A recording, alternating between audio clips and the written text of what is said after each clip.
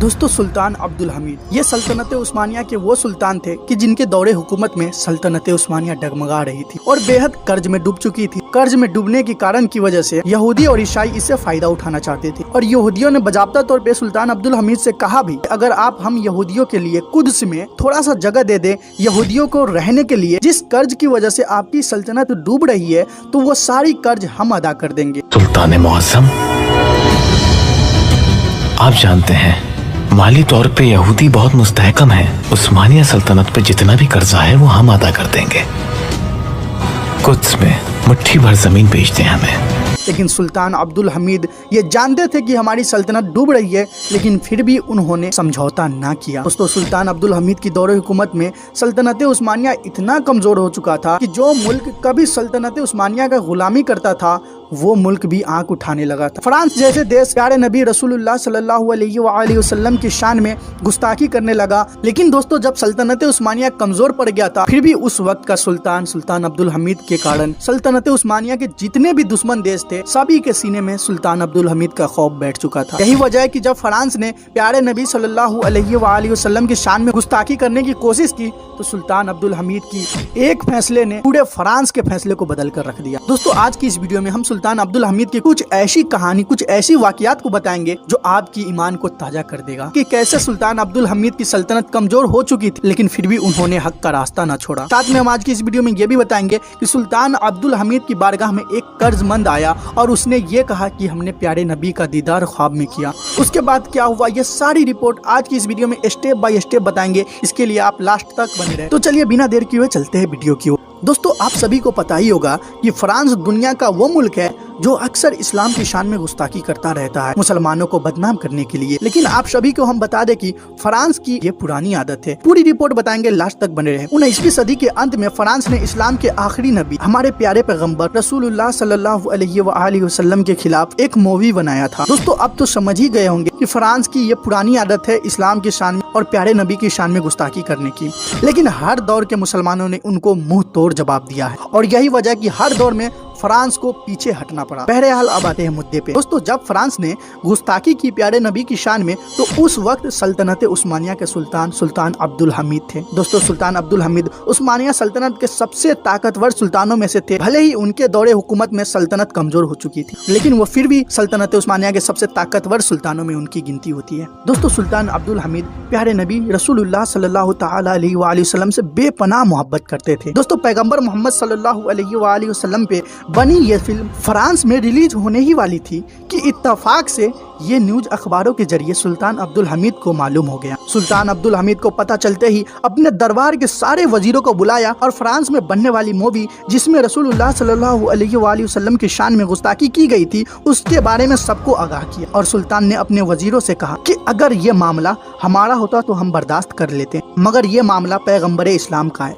सुल्तान ने अपने लंबे तकरीर के बाद फौरन फ्रांस के सफीर यानी राजदूत को तलब किया और उससे कहा कि ये पैगाम जल्द से जल्द फ्रांस पहुंचा दो। अगर तुम चाहते हो कि उस्मानिया सल्तनत की फौज का रुख फ्रांस की तरफ न किया जाए तो फौरन इस फिल्म को रिलीज होने से रोक दो। लिहाजा सुल्तान का ये पैगाम जब फ्रांस पहुंचा तो न सिर्फ मूवी को रिलीज होने से रोका गया बल्कि उस थिएटर को भी बैन कर दिया गया जहां ये मूवी चलने वाली थी। दोस्तों एक बार की बात है कि सुल्तान अब्दुल हमीद के सामने एक शख्स आया और कहने लगा, सुल्तान मुअज्जम आप हमारे मकरूज हैं। तो सुल्तान अब्दुल हमीद बड़े आराम से कहते हैं, हम आपके मकरूज कैसे हुए? आने वाला शख्स कहता है कि मेरे सुल्तान मैं तिजारत करता हूँ, मेरे कारोबार में नुकसान हो गया है और मैं कर्जों के बोझ तले दब गया हूँ। मैं हर रात अल्लाह से दुआ करता हूँ मेरे सुल्तान। इतने में सुल्तान की एक वजीर उस आने वाले शख्स को टोक देता है कि सुल्तान ने आपसे पूछा है कि वो आपके मकरूज कैसे हैं? आने वाला शख्स कहता है कि जी बताता हूँ, हर रात अल्लाह से दुआएं करता हूँ मैं। कल रात मुझे ख्वाब में रसूलुल्लाह सल्लल्लाहु तआला अलैहि वसल्लम की दीदार नसीब हुआ। वो शख्स कहने लगा कि प्यारे नबी ने फरमाया,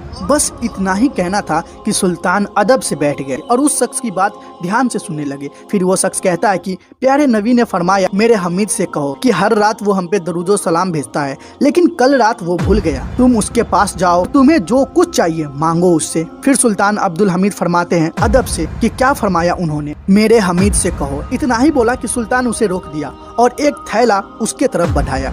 फिर सुल्तान फरमाते हैं बताइए क्या फरमाया उन्होंने। वो शख्स कहने लगा कि प्यारे नबी ने मुझसे फरमाया कि मेरे हमीद से कहो। सुल्तान अब्दुल हमीद फिर उसे रोक देता है, फिर एक थैला उसे दे देता है। फिर सुल्तान अब्दुल हमीद फरमाते हैं कि एक बार फिर बताइए। वो शख्स बोला मेरे हमीद से कहो। फिर सुल्तान ने उसे रोका, उसे एक और थैला दिया। इतने में सुल्तान का एक आदमी ये सब देख रहा होता है। वो सुल्तान का वजीर आने वाले शख्स को कहता है कि क्या तुम्हारे लिए इतना काफी नहीं है? वो शख्स कहता है काफी है, इससे मेरा सारा कर्ज अदा हो जाएगा। वो शख्स चला जाता है तो सुल्तान अब्दुल हमीद के आदमी सुल्तान से फरमाता है मुझे खदशा था कि आप सारी दौलत उसे दे देंगे। फिर सुल्तान अब्दुल हमीद फरमाते हैं अल्लाह जुल जलाल की कसम, अगर वो हमसे हमारी सल्तनत मांगता तो दे देते हैं। दोस्तों ये थे हमारे सुल्तान अब्दुल हमीद, जो सल्तनत उस्मानिया के उस दौर में सुल्तान बने थे कि जब सल्तनत डगमगा रही थी। दोस्तों उस्मान गाजी ने सल्तनत उस्मानिया की शुरुआत किया तकरीबन 600 सालों के बाद 1920 में इस सल्तनत को एक बड़ी साजिश के तहत खत्म कर दिया गया। लेकिन आपको यह जानकर हैरानी होगी सल्तनत उस्मानिया डगमगा रही थी, लेकिन इस सख्त तरीन हालात में उस्मानिया सल्तनत के सुल्तान सुल्तान अब्दुल हमीद बने। दोस्तों सल्तनत उस्मानिया कमजोर होने के कारण यहूदी फायदा उठाना चाहता था। सुल्तान अब्दुल हमीद को मानो खरीदना चाहता था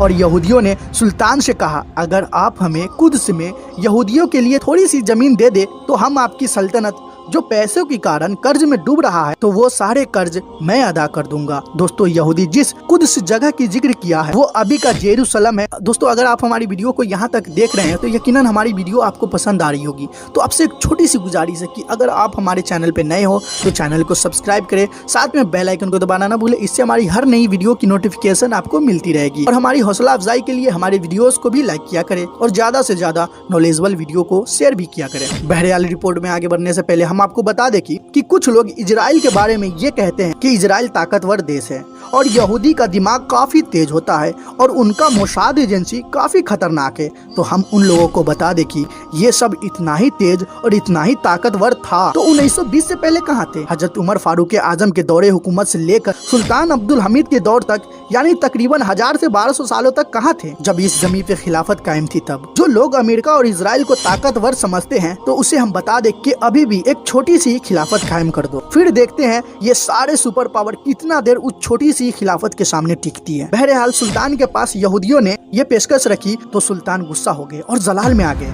और यहूदियों से बोले कुद्स की जमीन का एक टुकड़ा भी नहीं दिया जाएगा क्योंकि ये सरजमीन हमारी नहीं हमारी कौम की है। हमारे लोगों ने अपनी कुर्बानियां देकर अपने खून से सींचा है। आपका इरादा है कि एक नई रियासत कायम करने का। दोस्तों जो इजराइल अभी बना है उसके बारे में सुल्तान अब्दुल हमीद को भी मालूम हो चुका था कि ईसाइयों की मदद से यहूदी अपना रियासत बनाना चाहता है। और जब यहूदियों ने ये बात सुल्तान के सामने रखी तो सुल्तान समझ गए कि इन लोगों का इरादा एक नई रियासत कायम करने का है। तो सुल्तान अब्दुल हमीद उस यहूदी से कहता है गुस्से में आकर कि हम भी ये ऐलान करते हैं कि जब तक हम जिंदा हैं ये रियासत कायम नहीं होगी।